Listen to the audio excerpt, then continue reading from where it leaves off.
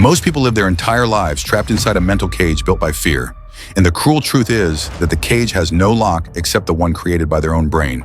Because fear survives only when it is obeyed. The moment you stop obeying it, fear starts collapsing. This is why this brain hack feels dangerous. It removes the illusion of safety your mind depends on. When you repeatedly choose discomfort, your nervous system hardens, your emotional reactions slow down, and your brain shifts from panic mode to command mode. This is when confidence becomes automatic instead of forced, your posture straightens without effort, your voice becomes calm under pressure, and your eyes stop looking for approval. Because your brain has learned something most people never teach it, that you are capable of handling pressure, rejection, and uncertainty. And once the brain learns this, it stops sabotaging you.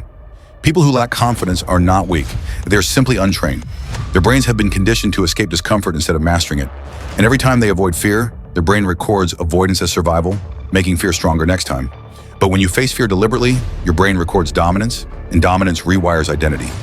Over time, you stop seeing yourself as someone who tries and start seeing yourself as someone who acts.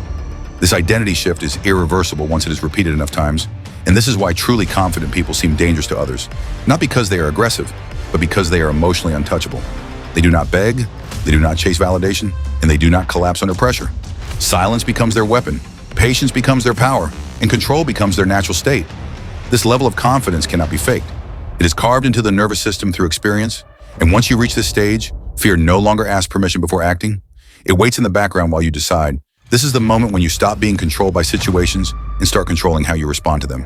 And that is real power, the kind that does not shout, does not rush, and does not need to prove itself. Remember this final truth. The brain only respects action, not intention. And the person who repeatedly walks into fear becomes the person fear eventually steps aside for.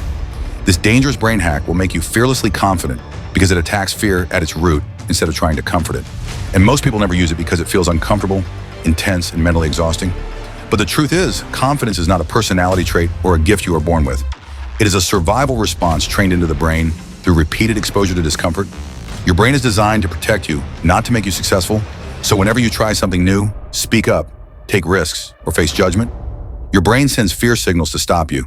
Not because the situation is dangerous, but because it is unfamiliar. And here's where the hack begins.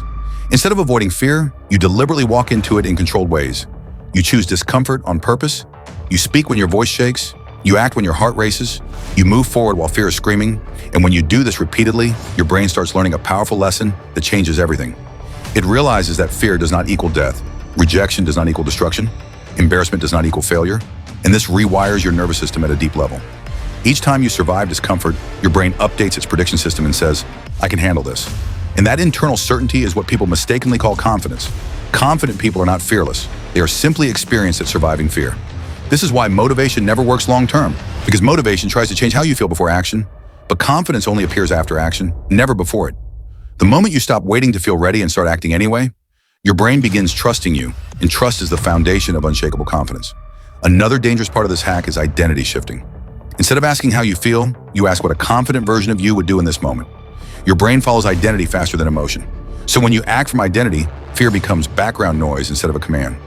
Over time, this creates silent confidence, the kind that doesn't seek validation, doesn't explain itself, doesn't react emotionally, and doesn't need approval. Your body language changes, your voice slows down, your eyes stay steady, and people feel your presence without you saying a word. This is why silence often feels more powerful than speech, because it signals certainty, and certainty dominates social dynamics. This brain hack is dangerous because it destroys comfort addiction, kills excuses, and forces growth. But if you apply it consistently, fear loses its control over your decisions. Your confidence stops depending on people's opinions, and you begin operating from a place of inner authority. Remember this one rule forever. Courage always comes first, and confidence always follows.